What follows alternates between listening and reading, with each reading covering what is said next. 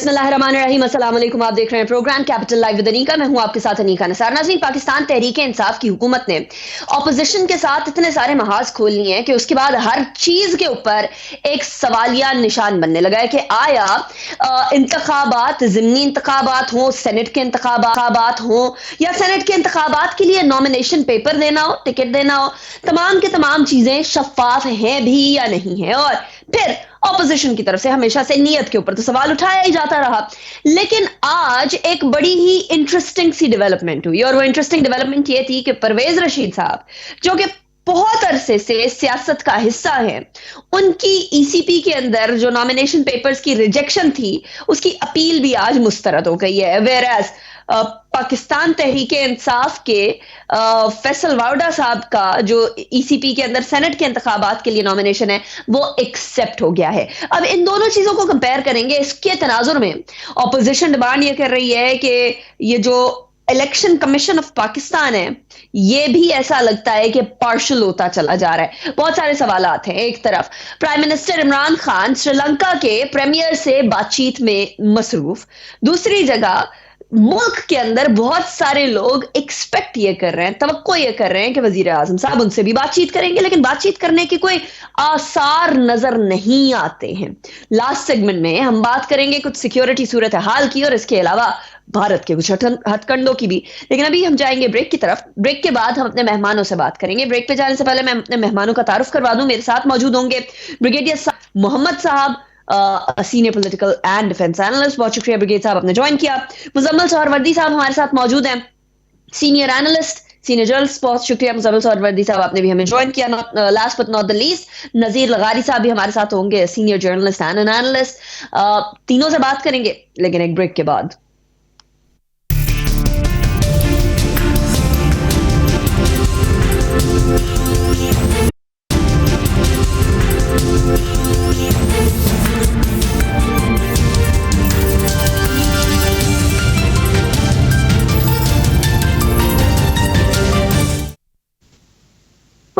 Break पे जाने से पहले कुछ सियासी मामला आपके सामने रखे थे। अब जरा गुफ्तगू करते हैं, स्पेशली फैसल वावडा वर्सेस परवेज रशीद। दो सियासतदान है, दो मुख्तलिफ जमातों के सियासतदान है, दोनों का मसला बना हुआ था और दोनों के सेनेट के इंतखाबात के हवाले से दो मुख्तलिफ जो है वो डिसीजन आए। लेकिन ऑफ कोर्स फैसल वावडा के बारे में ये कहा जा रहा है कि जब नॉमिनेशन पेपर सेनेट इंतखाबात के दिए हैं तो उस टाइम पे एटलीस्ट वो एक फॉरेन सिटीजन नहीं थे।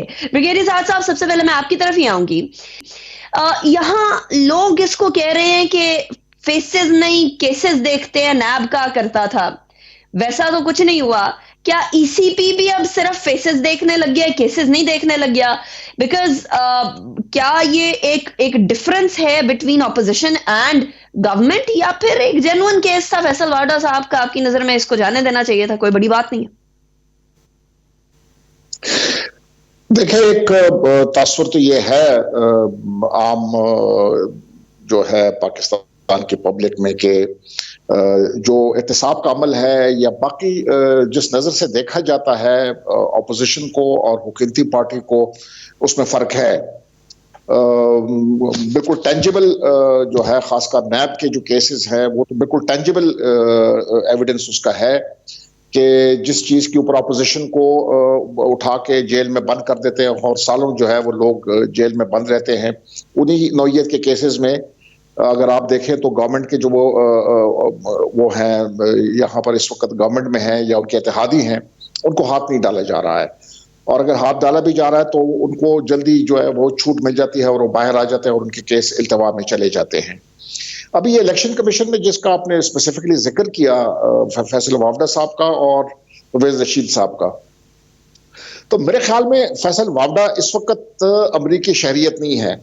जो उनका केस है वो ये है कि जिस वक्त वो कौमी असम्बली के मेंबर बने थे वो उस वक्त अमरीकी शहरी थे या नहीं थे, उसके ऊपर सवालिया निशान है। और मेरे ख्याल में उसमें कोई ना कोई तो सबूत है, क्योंकि उनको नेशनल असम्बली के मेंबर होते हुए उनको अगर सेनेट की सीट दी गई है, इसका मतलब है कि वहां से वो डिस्क्वालीफाई हो सकते हैं, क्योंकि जिस वक्त उन्होंने नॉमिनेशन पेपर नेशनल असेंबली के दिए थे उस वक्त वो अमेरिकी शहरी थे। लेकिन अगर वो नेशनल असेंबली की कुर्सी से या सीट से डिस्क्वालीफाई हो जाते हैं तो आपकी नजर में क्या फिर मॉरली सेनेट की कुर्सी रखना درست ہوگا یا نہیں؟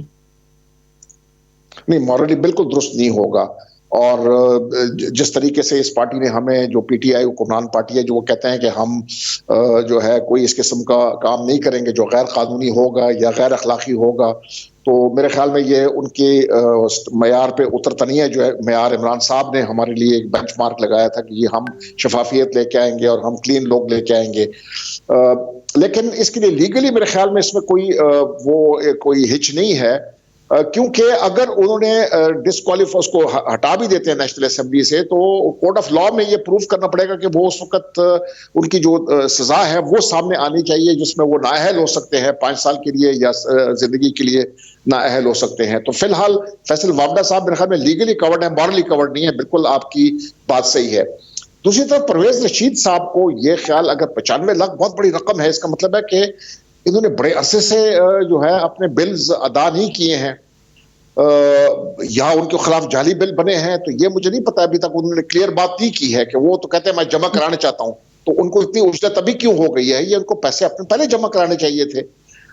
جو بلز بھی ہیں، جو بھی ایک آدمی اس کے لیے اسپائر کرتا ہے، پبلک آفس کے لیے کرتا ہے یا ممبر آف پارلیمنٹ کے لیے کر رہا ہے، اس کو اپنے بلز وغیرہ تو کلیئر کرنے چاہیے. جو اپنے بل کلیئر نہیں کرتا ہے اس کو آپ کیا اس کے امید رکھتے ہیں کہ کل وہ کیا لیجسلیشن کرے گا یا کیا قانون کی طرفداری کرے گا؟ تو میرے خیال میں الیکشن کمیشن کو سختی برتنی چاہیے ان تمام چیزوں کے اوپر کہ جو لوگ اپنے بلز وغیرہ نہیں دے سکتے ہیں وہ اہل نہیں ہے پارلیمنٹ ممبر بننے کے. رائٹ. اچھا مزمل سہروردی صاحب، پرویز رشید صاحب بڑے پرانے سیاستدان، گھاٹ سیاستدان، ان کی سیاست کے بارے میں یا پی ایم ایل این کے لیے وہ ایک بڑے انڈسپینسبل قسم کے ایسٹ ہیں. ایسی سچویشن میں ان کا ڈسکوالیفائی ہونا نمبر 1. نمبر 2، ایک جگہ پر پاکستان تحریک انصاف بارہا پی ایم ایل این کو اور پیپلز پارٹی کو چور چور کہہ کر بلاتی ہے، دوسری جگہ کسی کے لاکھوں کروڑوں کے بل سامنے آ جاتے ہیں. تو پھر پی ٹی آئی کی بات میں دم ہے؟ دیکھیں، پہلی بات یہ ہے کہ پرویز رشید صاحب کے کاغذات جو ہیں وہ مسترد ہونے کی 2 دلائل ہیں. ایک تو یہ ہے کہ ان کے اوپر جو بلز ہمارے سامنے آئے ہیں وہ تو 2010، 11، 12 کے بھی ہیں، اور انہوں نے آخری الیکشن 2014 میں لڑا ہے، اور اس وقت اس بنیاد پر کیوں نہیں ان کو ڈسکوالیفائی کیا گیا اور اس وقت یہ بل سامنے کیوں نہیں آئے. اور دوسری بات یہ ہے کہ وہ کہتے ہیں کہ میں تو پیسے دینے کو تیار ہوں اور یہ مجھ سے پیسے لینے کو تیار نہیں ہے، میں تو پیسے لیے پھر رہا ہوں. تو اس لیے تھوڑی بات متنازع ہے کہ کہیں ان کو ایک گیم پلان کے تحت تو پیسے نہ لے کر تو جان کے ڈسکوالیفائی تو نہیں کرایا گیا ہے. اس لیے اس میں یہ یہ بڑا ہم نے انٹرسٹنگ پوائنٹ ریز کیا ہے کہ لوگ پتہ نہیں جان بوجھ کے پیسے نہ لے رہے ہو، لیکن 2014 کے اندر تو ان کی حکومت تھی، اس ٹائم پر اگر وہ بل پے کرنا چاہتے تو کر سکتے تھے. ابھی لیے پھرنے کی، پچھلے 2.5 سال سے لیے پھرنے کی تو ضرورت نہیں ہے، پہلے کر دیتے، اسی ٹائم کلیئر آف کر دیتے جو بلز اس ٹائم تک کے بنے تھے. کہ اگر موجود ہوتے تو وہ کلیئر کر دیتے، اور اگر 2014 میں ایسی کوئی لسٹ موجود نہیں تھی کہ وہ ڈیفالٹر ہیں پنجاب ہاؤس کے، اور اب آ کر انہوں نے 9، 10، 11، 12 کے بلز ان کے نکالے ہیں، تو پھر اس میں بھی کچھ بات تو سامنے آتی ہے نا کہ جو چیز اگر تب موجود نہیں تھی تو اب کیسے موجود ہے اور اب انہوں نے کیسے بنائی ہے. اور اب چونکہ ایک ایسی گورنمنٹ ہے جو ان کو ڈسکوالیفائی کرنے میں انٹرسٹڈ ہے تو اس نے کیا ہے. اور پھر یہ بات بھی دیکھنے میں ہے کہ وہ کوئی، میرا مطلب ہے کہ وہ پیسے دینے کو تیار ہیں. ہم نے تو عموماً یہی دیکھا ہے کہ لوگ پیسے دے کر اپنے آپ کو جو پیمنٹ ہے، بجلی کا بل ہے، الیکٹریسٹی کا بل ہے، یا اور کچھ اس قسم کے یوٹیلیٹی ڈیوز ہیں، کیونکہ یہ بھی یوٹیلیٹی ڈیوز ہیں. انہوں نے پنجاب ہاؤس کو استعمال کیا، کوئی قرضہ شرضہ تو نہیں لیا ہوا نا، انہوں نے ایک پنجاب ہاؤس کا روم استعمال کیا ہے، اس کے ڈیوز ہیں جو وہ کہتے ہیں میں دینا چاہتا ہوں. اور میرے خیال میں ان سے لے کر ان کو اجازت دے دی جاتی تو شاید آج اتنا ٹاپ ٹرینڈ نہ بنتا اور اتنے سوالات بھی نہ ہوتے. اور ہمیں بھی، کیونکہ وہ جب پیسے دینے کو تیار ہیں تو وہ پیسے لے کر انہیں الیکشن لڑنے دیا جاتا ہے. کچھ 62، 63 کا معاملہ تو نہیں تھا. کوئی شہریت چھپانے کا معاملہ تو نہیں تھا جو جرم کور نہ ہو سکتا ہو. لیکن نا فیصل واڈا صاحب نے تو ایک دن الیکشن لڑا, اس دن وہ ڈیول نیشنل تھے جس دن انہوں نے الیکشن لڑا. اس بنیاد پر ان کے کاغذات تب ریجیکٹ نہیں ہوئے. 2.5 سال تک وہ قومی اسمبلی کے ممبر بھی رہے, کیبنٹ کے ممبر بھی رہے, وزیر بھی رہے, اپوزیشن کو درس بھی دیتے رہے نیکی کا اور ایمانداری کا, اور ابھی تک ڈسکوالیفائی نہیں ہو سکے, جبکہ سپریم کورٹ ہائی کورٹ نے انہیں 50,000 روپے جرمانہ کیا ہے کہ وہ ان کے سامنے 2 سال سے پیش نہیں ہو رہے. اب میری نظر میں تو جس ایک وفاقی وزیر کو کوئی عدالت 50,000 روپے جرمانہ کر دے تو وہ بھی توہین عدالت کی سزا ہے, لیکن وہ تو ڈسکوالیفائی نہیں ہو سکتے ہیں. لیکن اگر کسی نے پنجاب ہاؤس کا کمرہ استعمال کیا تو وہ ضرور ڈسکوالیفائی ہو سکتا ہے. سرور صاحب, دال میں کچھ کالا ہے یا سمجھ نہیں آ رہی, پتہ نہیں پوری دال ہی نہ کالی ہو. لیکن مجھے بریک کی طرف جانے دے, جب واپس آتے ہیں اس کے بعد پھر اس ڈسکشن کو کنٹینیو کرتے ہیں. فیصل واوڈا ورسز پرویز رشید, دونوں کی ڈسکوالیفیکیشن یا دونوں کی ڈسکوالیفیکیشن یا نہیں, یا پھر فیصل واوڈا جو ڈیسیژن بیسیکلی آیا کہ فیصل واوڈا گو اہیڈ, پرویز رشید نہیں. ایسا آپ کی نظر میں کیا اہمیت رکھتا ہے؟ Tell me on social media. Break کی طرف جاتے ہیں, بریک کے بعد واپس آئیں گے, اس کے بعد پھر شو کو کنٹینیو کریں گے.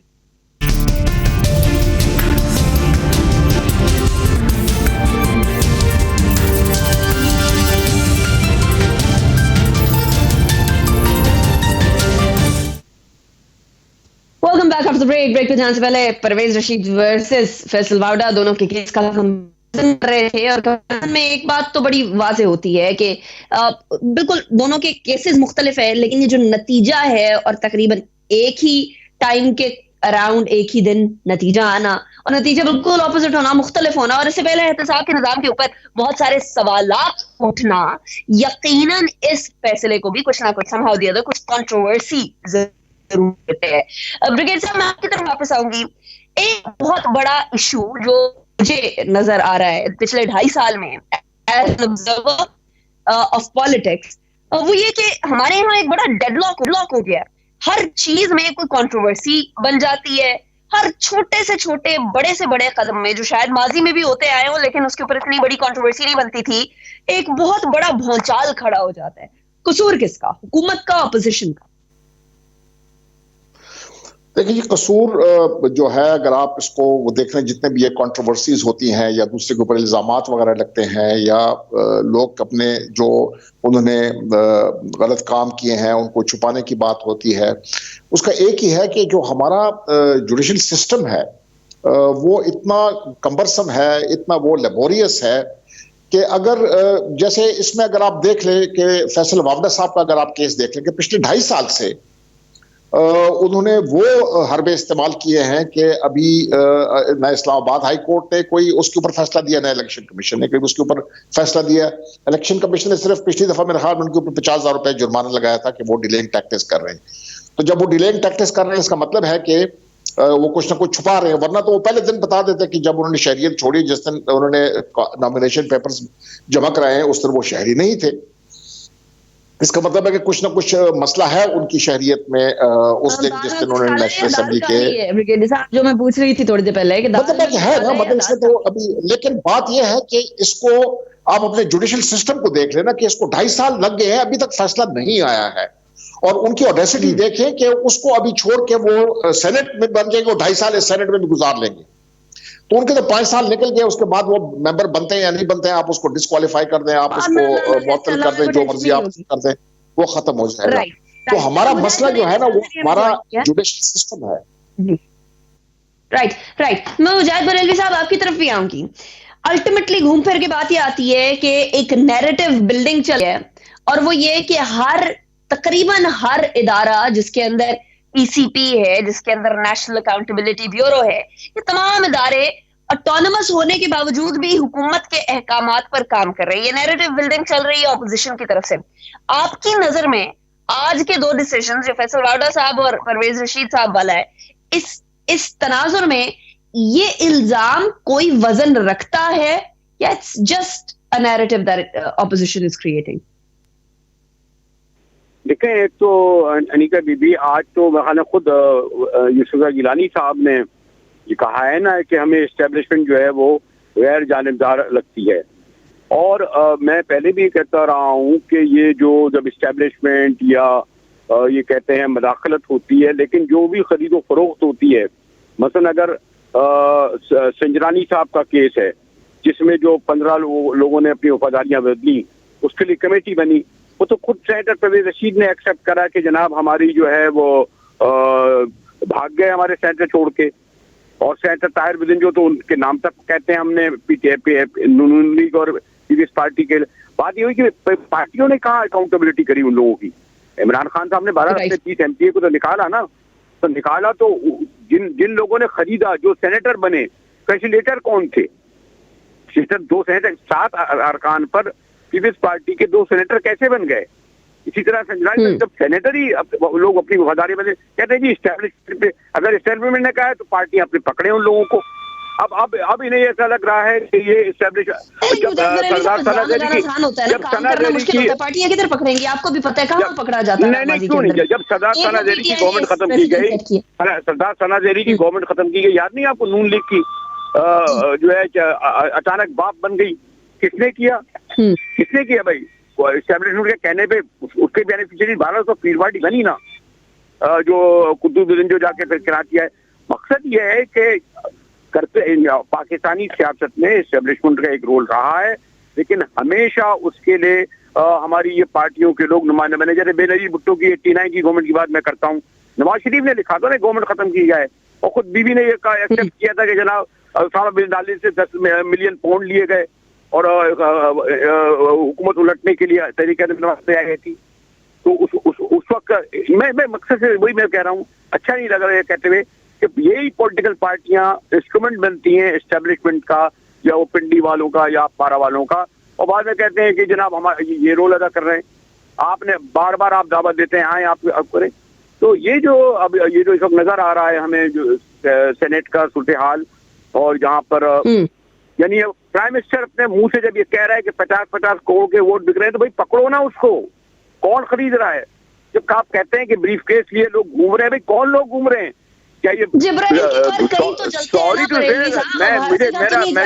آپ کو لگتا ہے وہ بات کرنا آسان ہوتا ہے بریلوی صاحب، لیکن جبرائیل کے پر کہیں نہ کہیں جلتے ہیں.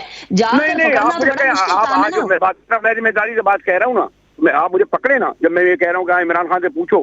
بات یہ ہے کہ یہ والی جبرائیل کے پر کیوں جلتے ہیں بھائی؟ پھر اس طرح کی باتیں کیوں کرتے ہو کہ کون کہہ رہا تھا؟ چودھری نے کہا کہ بریف کیس لیے گھوم رہے ہیں، یا پتہ نہیں کس نے کہا تھا.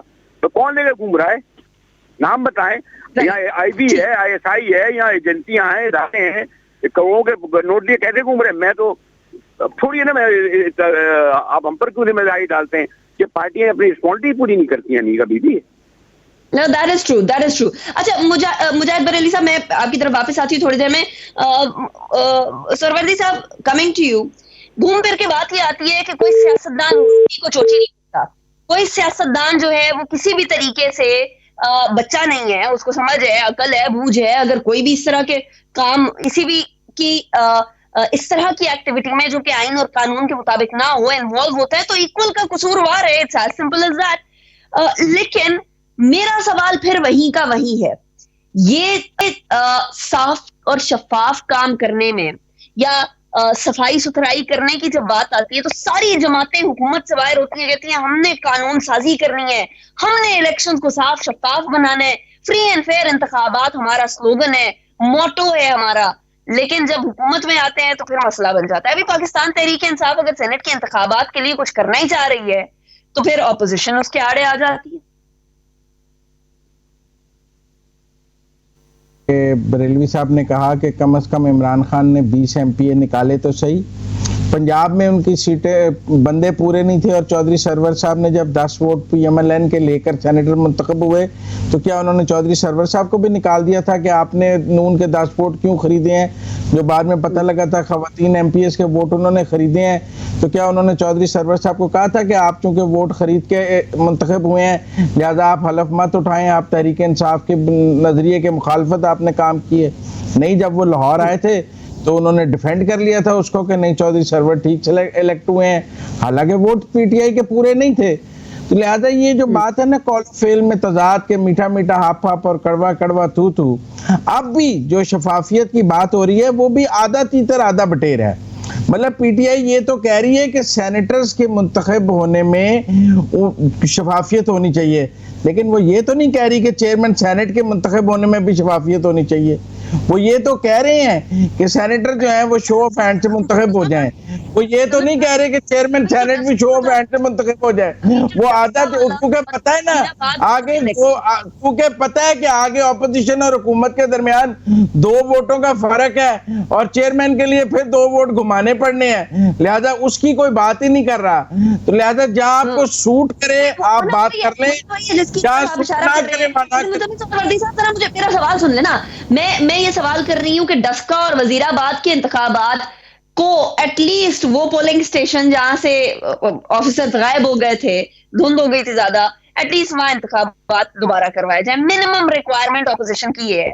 اگر صفائی اور شفافیت کے اوپر بلیو کرتی ہے پاکستان تحریک انصاف، اور 4 حلقے کھولنے کے اوپر تو خود بھی انہوں نے دھرنا دیا تھا، تو کیوں نہیں کرا لیتے پولنگ ری پولنگ، تاکہ معاملہ جو ایک ایمبیگوٹی کے اندر ہے وہ کلیئر ہو جائے۔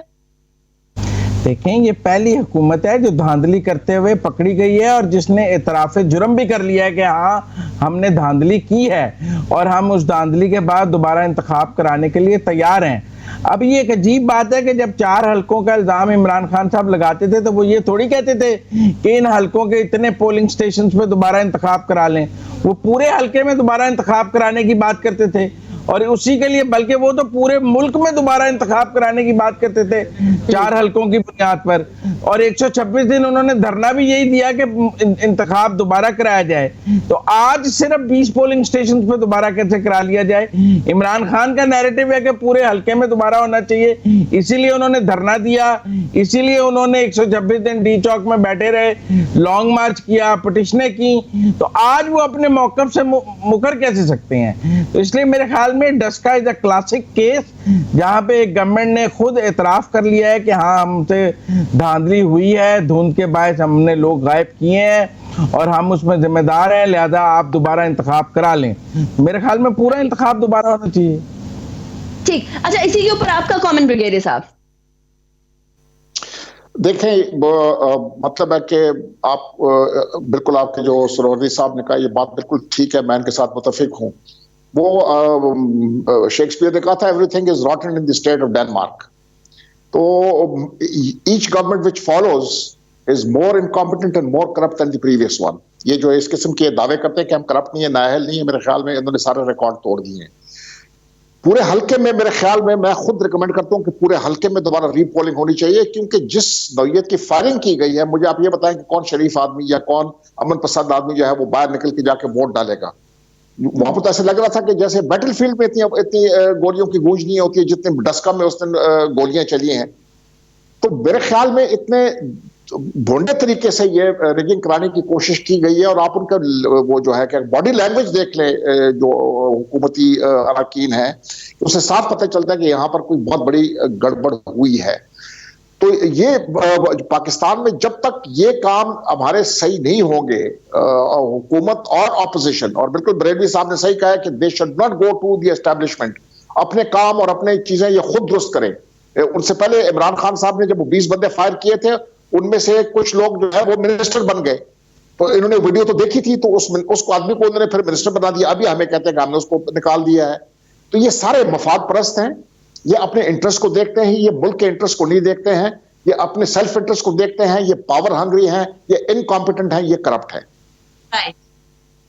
رائٹ ٹھیک بریگیڈ صاحب، thank you so much for joining me. Muzammil Suhrawardy صاحب بہت شکریہ، آپ نے جوائن کیا، اور مجاہد بریلوی صاحب یہ کہہ رہے تھے مجھے بریک کی طرف جانا ہے، اس کے بعد پھر ذرا بھارت کی بات بھی کریں گے، لیکن ایک بات تو بڑی واضح ہو گئی ہے کہ اگر پاکستان تحریک انصاف ڈپلومیٹک نارمز کے ساتھ نہیں چلتی اور اپنے کہے ہوئے وعدے اور اپنے کہے ہوئے مورل جو ایک فیبرک ہے یا مورل سٹرکچر جو ان لوگوں نے بنایا تھا اس کے حساب سے نہیں چلتی، تو بہت سارے لوگ وہ ووٹرز جو پاکستان مسلم لیگ نون اور پیپلز پارٹی کو ووٹ نہیں دیتے تھے صرف اس لیے کیونکہ اسٹیٹس کو جماتے ہیں اور انہوں نے پی ٹی آئی کو ووٹ دیا، ان کی بڑی دل آزاری ہوگی اور ان کا جمہوریت سے اعتماد بھی اٹھتا چلا جائے گا۔ تو پاکستان تحریک انصاف کے کندھوں پہ ایک بہت بڑی ذمہ داری ہے، وزیر اعظم صاحب کے کندھوں پہ بہت بڑی ذمہ داری ہے۔ میں بریک کی طرف جاؤں گی، دین کوئکلی ول ڈسکس بھارت نے ایمنسٹی انٹرنیشنل کے ساتھ کیا کیا اور کیوں کیا آفٹر بریک۔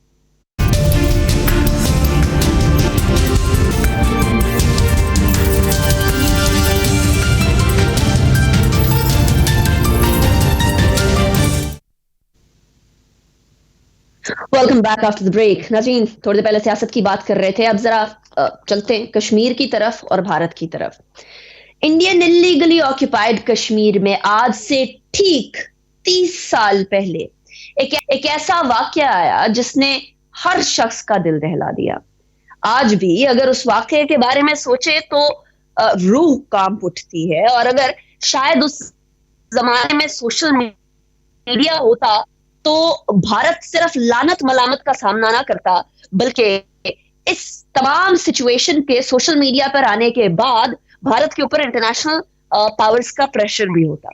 मैं एक ऐसे वाकये की बात कर रही हूं जो कि 23 फरवरी 1991 में पेश आया। कपवाड़ा डिस्ट्रिक्ट के दो ट्विन विलेजेस हैं जिसका नाम है कुनान एंड पुष्पारा। इन दोनों गांव के अंदर फोर्थ जो राजपुताना राइफल्स हैं 68 इंडियन ब्रिगेड की, इन्होंने एक सर्च एंड कॉर्डन ऑफ मिशन शुरू किया।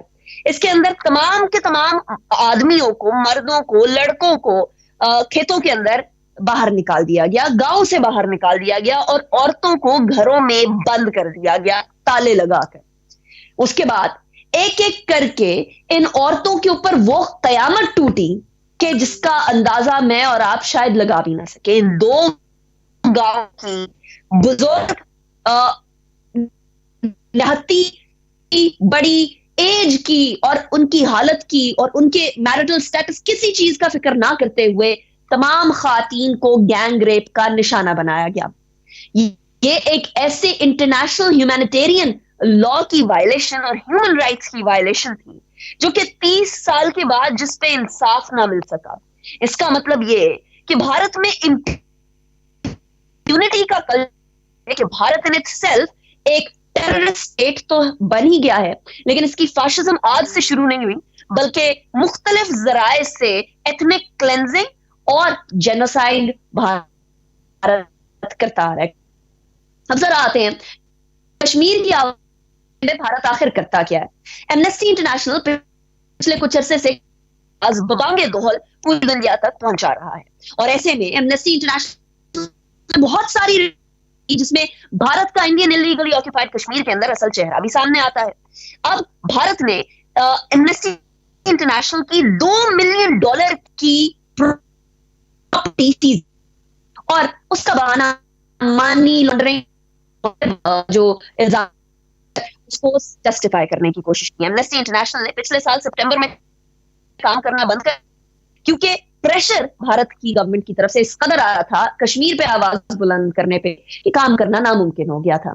जिस मुल्क के अंदर औरतें और तमाम लोग इतने अनसेफ हों, वो मुल्क क्या पूरी दुनिया के अंदर एक बिगेस्ट डेमोक्रेसी के तौर पर आ सकता है? ये सवाल है। इसी के साथ अनीका निसार को इजाजत दीजिए। अल्लाह हाफिज। नासिर।